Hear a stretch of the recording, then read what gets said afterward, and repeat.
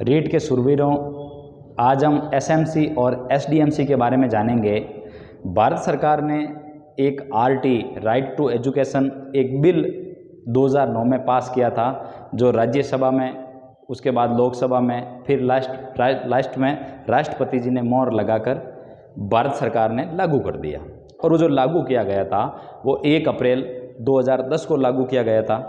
जब ये बिल केंद्र सरकार में, पूरे भारत सरकार में जब लागू हो गया था, तो हमारी राजस्थान जो सरकार है, इस गवर्नमेंट ने भी 1 साल बाद यानी 1 अप्रैल 2011 को इस बिल को लागू कर दिया। अब इस बिल में कुल 7 अध्याय, 39 धाराएं और एक अनुसूची जोड़ी गई है। पहले यहाँ पर 38 धाराएं थी, पर एक धारा अभी जोड़ के टोटल अभी 39 इस आरटी एक्ट 2009 है, टोटल 39 धाराएं इसमें हो गई है। अब इस 39 धाराओं में जो धारा 21 है, धारा 21 ये कहती है कि भाई विद्यालय में एसएमसी का गठन होना चाहिए। अब एसएमसी का जो गठन है यानी स्कूल मैनेजमेंट कमेटी, अब एसएमसी का गठन क्यों होना चाहिए? एसएमसी का गठन होने का एक सीधा सा ये पर्पज है कि जब विद्यालय में कितना बजट आ रहा है, उसका विकास कार्य किस प्रकार किया जाए, जिसमें अभिभावक उनके सदस्य होंगे, तो इस प्रकार एसएमसी का गठन उस विद्यालय में किया जाए।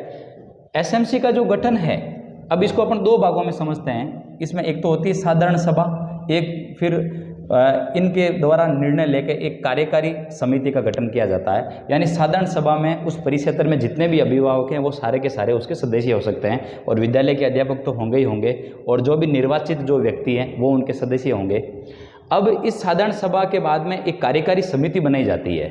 कार्यकारी समिति में कुल 16 सदस्य रखे जाते हैं, पर ध्यान रखने वाली ये बात है कि 16 सदस्य जो बनेंगे उसमें से जो उनके जो माता पिता वो ही उनके सदस्य हो सकते हैं जिनके बच्चे उस विद्यालय में पढ़ रहे हो।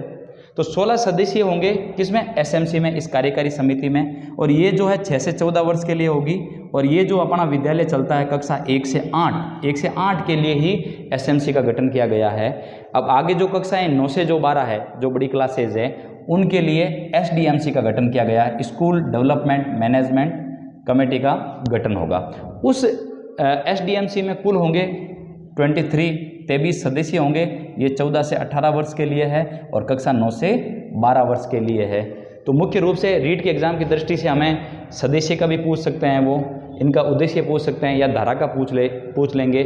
और इसके साथ ही साथ भाई सरकार ने जब एसएमसी और एसडीएमसी का गठन किया तो आरटी एक्ट में एक चीज़ और भी जोड़ दी गई है कि भाई कक्षा 1 से 5 तक के बच्चों को, 1 से 5 तक के बच्चों के लिए जो वर्किंग डे होगा, जो शिक्षण जो कार्य होगा, वो टोटली होना चाहिए 200 दिन के लिए।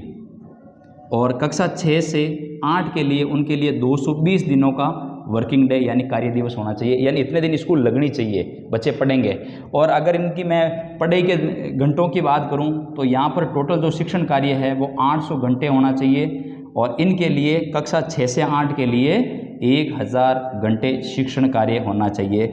और प्रति जो सप्ताह जो शिक्षण कार्य होगा अध्यापकों का, वो यूँ कह सकते हैं कि टोटल जो एक प्रति सप्ताह की अगर मैं बात करूं, प्रति सप्ताह में शिक्षकों के लिए 45 घंटे हर सप्ताह पढ़ाना अनिवार्य है।